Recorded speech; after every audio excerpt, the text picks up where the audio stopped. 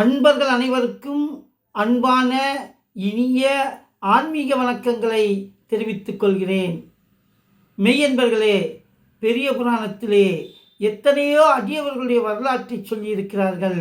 அதிலே கமலவதி என்று சொல்லப்படக்கூடிய அந்த தாய் செய்த தியாகத்துக்கு மிக்காரும் ஒப்பாரும் இல்லை என்று சொல்லப்படக்கூடிய அளவுக்கு மிகப்பெரிய தியாகத்தினை செய்தார். அந்த தாய் செய்த தியாகம்தான் என்ன அறிந்து கொள்வதற்கு முன்னால் ராணி பாலமுருகன் யூடியூப் சேனலை சப்ஸ்கிரைப் பண்ணுங்க, பெல் பட்டனை அமுக்குங்க. அன்பர்களே, பெரிய புராணத்திலே கமலவதி என்று சொல்லப்படக்கூடிய ஒரு தாய் இருந்தாள். அவள் சோழ நாட்டினுடைய பட்டத்து மகாராணியாகவும் இருந்திருக்கிறாள். அந்த சோழ நாட்டினுடைய பட்டத்து மகாராணியாக இருந்த அந்த கமலவதிக்கு இந்த நாட்கள் கழித்து குழந்தை பாக்கியம் கிடைத்தது. அப்பொழுது குழந்தை பிறக்கக்கூடிய நேரத்தை அந்த அரண்மனையிலே இருக்கக்கூடிய சோதிடர்கள் கணிக்கிறார்கள். கணிக்கின்ற பொழுது அந்த குழந்தை பிறக்கக்கூடிய தருவாய் வந்து விடுகின்றது. ஆனால் இன்னும் 2.5 நாளிகை கழித்து இந்த குழந்தை பிறந்தது என்று சொன்னால் சோழவள நாட்டை சோறுடைத்ததாக ஆக்கக்கூடியது மட்டும் கிடையாது. இந்த சோழ நாட்டிலே பல சிவாலயங்களை இந்த குழந்தை கட்டும் என்று சொன்னார்கள். உடனே அந்த தாய் என்ன செய்தாள் என்று சொன்னால், தன்னுடைய பணிப்பெண்களை அழைத்து தன்னை தலையீழாக கட்டி தொங்க விடும்படி சொன்னாள். அப்படி அவள் தலையீழாக கட்டி தொங்க விட்ட உடனே மீண்டும் 2.5 நாளிகை கழித்து அந்த தாயினை கீழே இறக்குகிறார்கள். இறக்கிய உடனே ஒரு அருமையான ஆண் குழந்தை பிறக்கின்றது. 2.5 நாளிகை அதிகமாக தாயினுடைய கருவறையிலே இருந்ததனால அந்த குழந்தையினுடைய கண்களெல்லாம் செக்கச் சிவந்திருந்தது.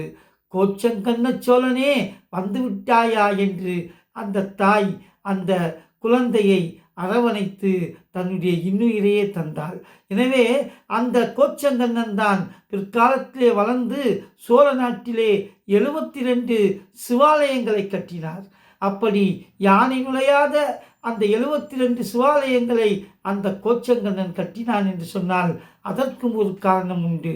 முற்பிறவியிலே இந்த கோச்சங்கண்ணன் திருவானைக்காவல் என்று சொல்லப்படக்கூடிய இடத்தினிலே அங்கே சிவபெருமானுக்கு மேலே சிலந்தியாக இருந்து வலை கட்டினான். ஒரு சிலந்தியானது சிவனுக்கு வெயிலடிக்கக்கூடாது, தூசியல் ஏதேனும் சிவபெருமான் மீது படக்கூடாது என்பதற்காக வேண்டி அங்கே நெருக்கமான அளவிலே அந்த சிலந்தியானது வலை கட்டியது. வலை கட்டிவிட்டு அந்த சிலந்தி சென்றுவிடும். மறுநாள் காலையிலே அந்த சிவபெருமானை வழிபாடு செய்வதற்காக ஒரு யானை ஒன்று வந்தது. இப்படி சிவனுக்கு மேலாக இப்படி நூலாம்படை இருக்கின்றதே, இது இருக்கக்கூடாதே என்று அந்த வலையெல்லாம் அழித்து அது யானை தன்னுடைய துதிக்கையினால் சிவனுக்கு நீரால் அபிஷேகம் செய்து வழிபட்டது. பின்பு இந்த சிலந்தி வந்து பார்க்கும், ஏதோ இப்படி நாம் வலை கட்டினோமே, சிவனுக்கு வெயில் அடிக்கக்கூடாது, தூசி படக்கூடாது என்பதற்காக வலை கட்டினோமே, இந்த வலையை யாரோ இப்படி செய்து விட்டார்களே என்று மீண்டும் அது வலை கட்டுமாம். மீண்டும் மறுநாள் யானை வந்தவுடனே அந்த வலைகளை எல்லாம் எடுத்து விடுமாம்.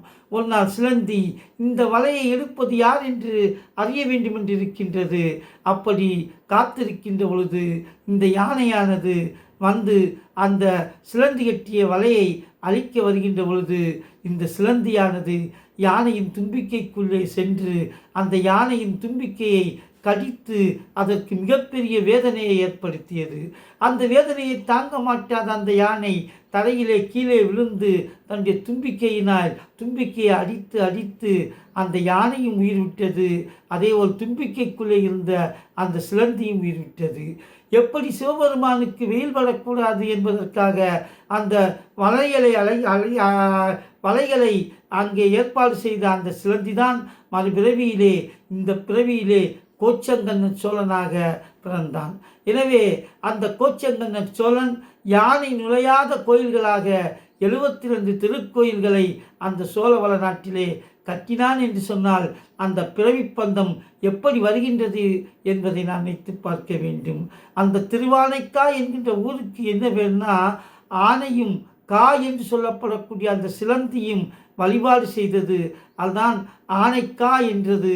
மீண்டும் ஒரு மரியாதை நிமித்தமாக திருவானைக்கா என்று அழைக்கப்படுகின்றது. ஒரு நீர்த்தலமாக இருக்கக்கூடிய இந்த திருவானைக்காவிலே தொடங்கி சோழ நாட்டிலே கமலவதிக்கு குழந்தையாக பிறந்து கோயில்களை கட்டிய கோச்சங்களுடைய வரலாற்றை நான் நினைத்து பார்க்கின்ற பொழுது அந்த கமலவதி செய்த தியாகத்தைப் போல எத்தனையோ தாய்மார்கள் தியாகங்களை செய்து நம்முடைய அறத்தையும் தர்மத்தையும் காத்திருக்கிறார்கள். அப்படிப்பட்ட அந்த ஆன்றோர் பெருமக்களுடைய அருள் உங்கள் அனைவருக்கும் கிடைத்து திருவானைக்காவிலே விட்டிருக்கக்கூடிய அந்த ஜலகண்டேஸ்வருடைய பேரருளும் அந்த அம்பிகையுடைய அந்த பேரருளும் உங்கள் அனைவருக்கும் அகிலாண்ட ஈஸ்வரியாகிய அம்பிகையுடைய பேரருளும் உங்களுக்கு கிடைக்க வேண்டும் என்று கேட்டுக்கொண்டு விடைபெறுகின்றேன். நன்றி, வணக்கம்.